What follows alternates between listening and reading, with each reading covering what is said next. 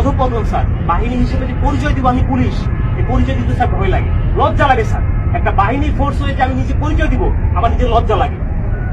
আমাদের আমি একটা ছোট উদাহরণ দিই স্যার, আমি আসার পর যতটুকু দেখছি, এই যে জাতীয় সংসদ নির্বাচন শেষ যে নির্বাচনটা হয়ে গেছে স্যার, এই নির্বাচনে একক যে নির্বাচনটা হয়ে গেছে, পুলিশকে ব্যবহার করে যে নির্বাচনটা হয়ে গেছে, নির্বাচনে সারা বাংলাদেশে এককভাবে মামলা হচ্ছে।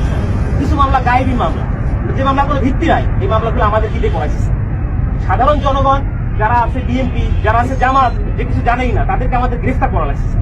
জনগণের মধ্যে আমাদের যে শত্রুতা দৌরাত্ম্য সৃষ্টি হয়েছে স্যার, এই সাম্প্রতিক সময়ে একটা বিষয় থেকে আমাদেরকে নির্দেশনা দিচ্ছে যে এলাকায় কোনো বিএনপি জামাত থাকতে পারবে না, এলাকায় কোনো অন্য ভিন্ন ধর্মাবলম্বী কোনো কিছু থাকতে পারবে না।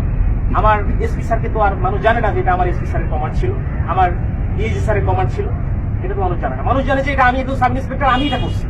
সন্তোষ নামে একজন সাব ইন্সপেক্টরকে মেরে ঝুলাই দিচ্ছে। রাখছিল কি, সাম্প্রতিক সময় যখন প্রথম আন্দোলন শুরু হলো স্যার, সেই আন্দোলনে একটা গাড়ি ভাঙচুর হয়, সেটা সরকারবাদী একটা মামলা হয়, সেই মামলার আয়ু ছিল প্রত্যেকটা হত্যাকাণ্ডের স্যার বিচার হোক।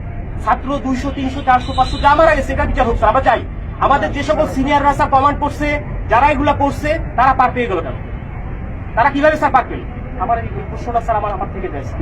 কেন যারা অন্যায় করলো, যারা আমাদেরকে মানুষের কাছে শত্রু হিসেবে দাঁড় করাই দিল, তারা কেন স্যার পালিয়ে গেল? তাদেরকে কেন কেউ আটকালো না স্যার? এই দলীয়করণটা স্যার আমরা চাই। আমরা দলীয় কোনো করণের মধ্যে আমরা থাকতেই চাই না স্যার।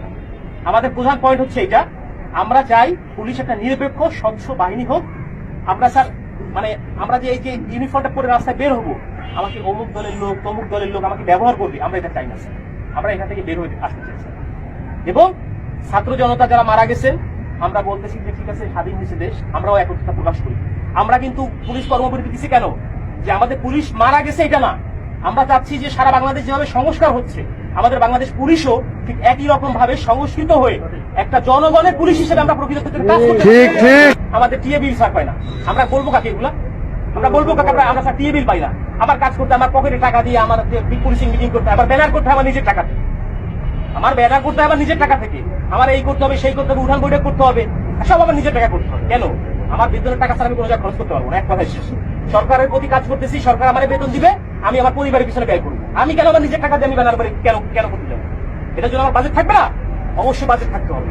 আমার মাসে প্রথম 10 তারিখের মধ্যে আমার টিএ বিল দিতে হবে। আপনাদের বাহিনীর স্যার দেয় কিনা আমি জানি না স্যার। এই সুবিধাগুলো কি আপনাদেরও কি এরকম শুধু কমিটমেন্ট করে কি স্যার আপনাদের কি রেখে দেয় কিনা আমার জানা নাই স্যার।